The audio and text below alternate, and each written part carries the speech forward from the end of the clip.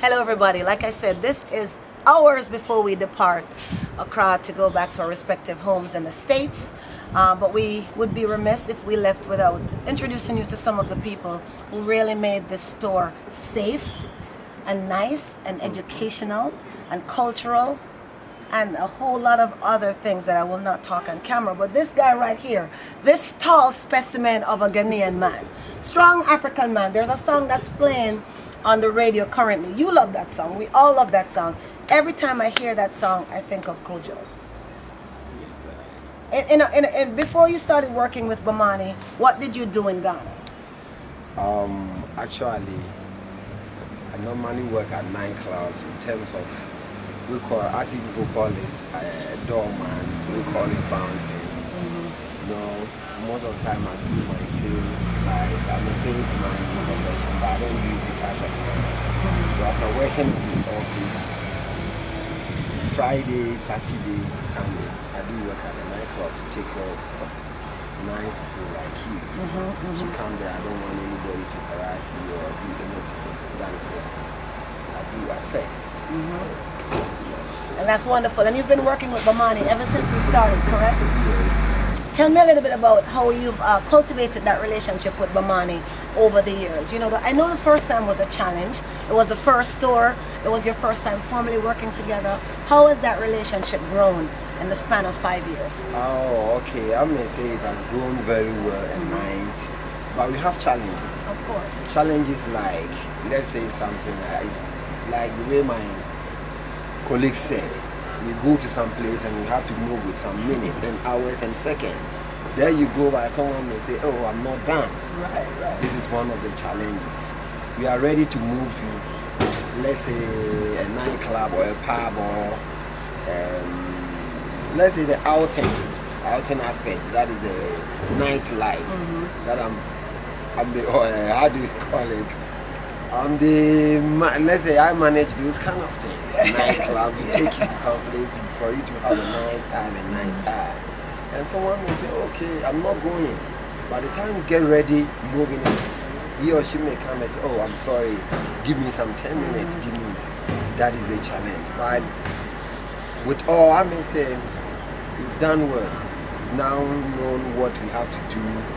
Every year what we have to do, like the connections and everything. If Bomani is coming out, we have to link all those people and to get ready.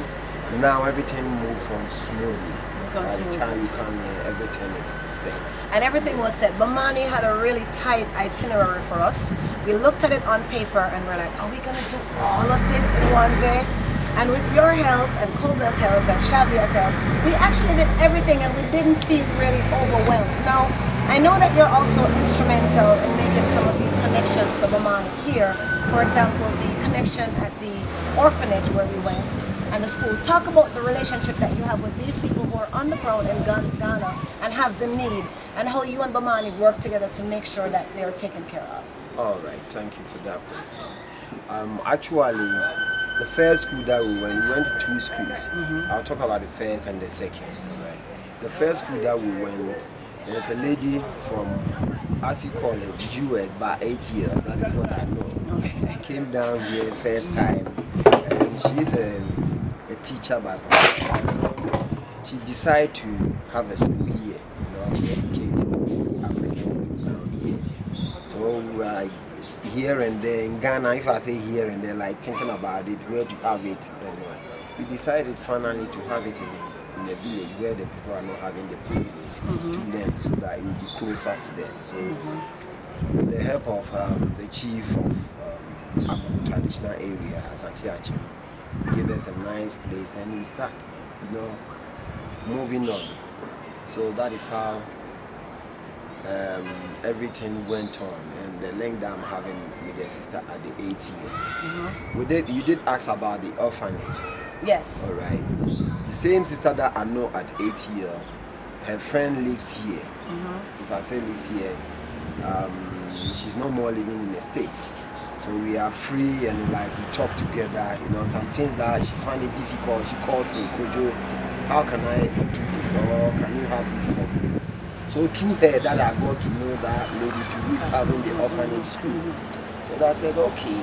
I introduced it to Bomani, and Bomani too said, oh, this is a nice idea. We have to visit the school. So since then, we've been visiting the school for good 5 years. Awesome. So that is how the relationship happened. Awesome. And I'll tell you what I love about the store and this team. You know, sometimes you go on tours and you have the people who are the security or the driver or the tour person, and there's not that feeling of connection. It's almost as if they're just doing a job.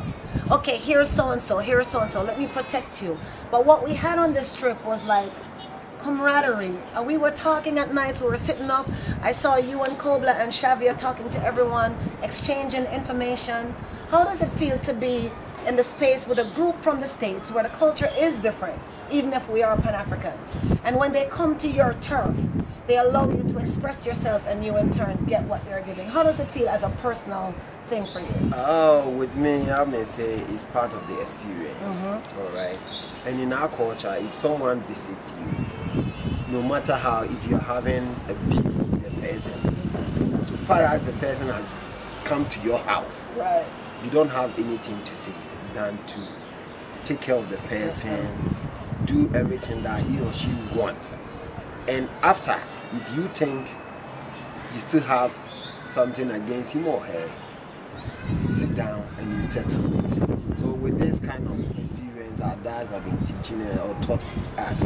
So if anyone comes, we know that no matter how, we have to take care of the person. And I mean, we should link together in terms of relationship, everything. Afterwards, if you think, as I said, if you think you have something against the person, you sit with him or her, you discuss. You don't let, like everybody, let's say if I'm having a beef with Bomani, whilst you are here, I don't need to do any action for you to sit exactly. down. Yes. So that is how it is. That's wonderful. That's wonderful. And I haven't seen any of those side conversations, so I know that everything is copacetic and there's no beef with anyone, because everyone on the store, as Kobla said, it was a good mix. You were so great.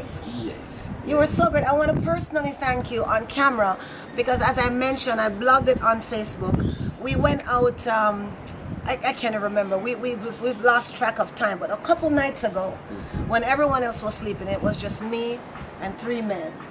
Myself, a queen, and 3 kings. Bomani, our fearless leader, Righteous, who we're going to talk to soon, and the great Kojo. And we went to Lagos Avenue. We were there hanging out, doing some stuff, and I got so hungry. And you took me to this place that had like the best tilapia ever. They did it with jerk seasoning, and you and I enjoyed that fish together. Yes. That was a defining moment for me. I shared my fish with you, and I gave you my fish head, which I never normally do. So I'm telling you on camera that I really like you. That is the trick. It will make you come back. It will make me come back to Ghana. Well, thank you so much, Kojo. You're always welcome. You've been great. You've been great. I'm going to miss you, as I am going to miss Kobla and the entire team. And if I do this more often, then maybe you guys will adopt me like you've adopted Bomani. And then I will no longer be an American, but I will be, in fact, Ghanaian. We're going to be right back. You're always welcome.